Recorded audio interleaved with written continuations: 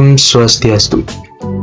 Halo anak-anak, kembali lagi bersama Bapak. Pada video kali ini, kita akan membahas mengenai penyajian data dalam bentuk diagram.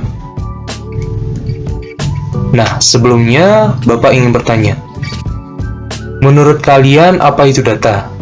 Nah, apakah kalian pernah melihat grafik atau diagram sebelumnya? Ayo cobalah berbagi pengalaman kalian tentang di mana kalian pernah melihat diagram dan apa yang disampaikan oleh diagram tersebut. Apakah pernah? Rasa mayoritas kalian pernah melihat grafik ataupun diagram. Akan tetapi kalian belum menyadari sepenuhnya bahwa itu merupakan diagram.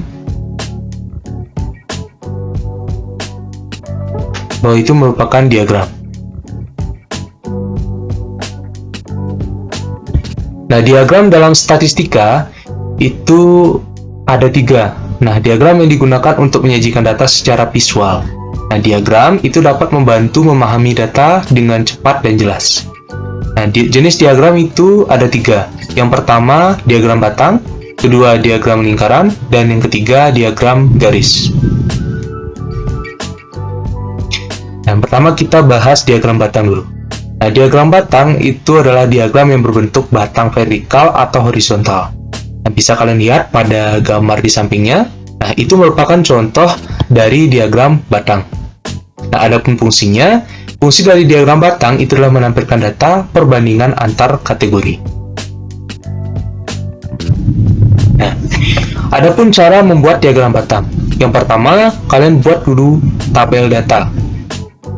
Lalu, kalian tentukan sumbu horizontal dalam kategori dan sumbu vertikal untuk nilai. Lalu yang terakhir, baru kalian gambar batang sesuai nilai masing-masing kategori. Nah, selanjutnya kita bahas diagram lingkaran. Diagram lingkaran adalah diagram yang berbentuk lingkaran yang dibagi menjadi beberapa sektor. Nah, di sampingnya ini ada contoh diagram lingkaran. Nah, ada fungsinya yaitu untuk menunjukkan proporsi atau persentase setiap bagian dari total keseluruhan.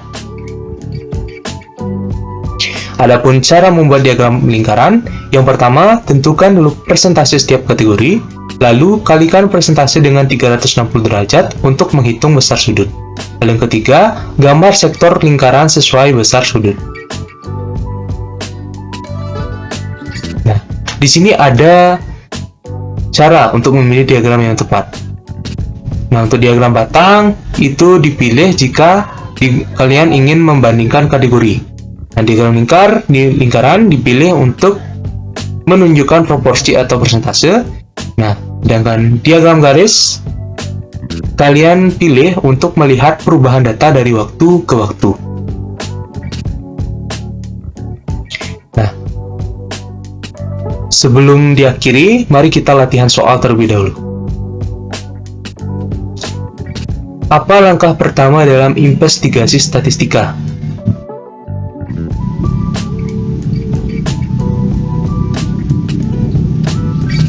B. Mengolah data. Jadi langkah pertama dalam investigasi statistika adalah mengolah data. Seperti yang sudah Pak bahas pada pertemuan pertama. Berikut ini yang termasuk data kuantitatif adalah C. Tinggi badan siswa. Apa fungsi utama dari diagram? A. Memperbanyak data. B. Membuat data menjadi lebih kompleks. C. Menyajikan data secara visual. D. Menghapus data yang tidak penting. C. Menyajikan data secara visual. Diagram batang biasanya digunakan untuk A. Menunjukkan proporsi data. B. Melihat perubahan data dari waktu ke waktu. C. Membandingkan data antar kategori. Dan D. Menghitung jumlah total data. Diagram batang digunakan untuk C. Membandingkan data antar kategori. Jika ingin menunjukkan proporsi atau persentase, diagram yang tepat adalah A. Diagram garis, B. Diagram lingkaran, C. Diagram batang, dan D. Diagram tabel. B. Diagram lingkaran. Apa langkah pertama dalam membuat diagram batang? A. Membuat tabel data, B. Menggambar batang, C. Menentukan nilai tertinggi, dan D. Menggambar sumbu horizontal. A. Membuat tabel data. Baik, demikian video pembelajaran pada kali ini. Aku harap video pembelajaran kali ini bermanfaat untuk kalian semuanya. Akhir kata, Pak tutup dengan Parama Santi. Om Santi Santi Santi Om.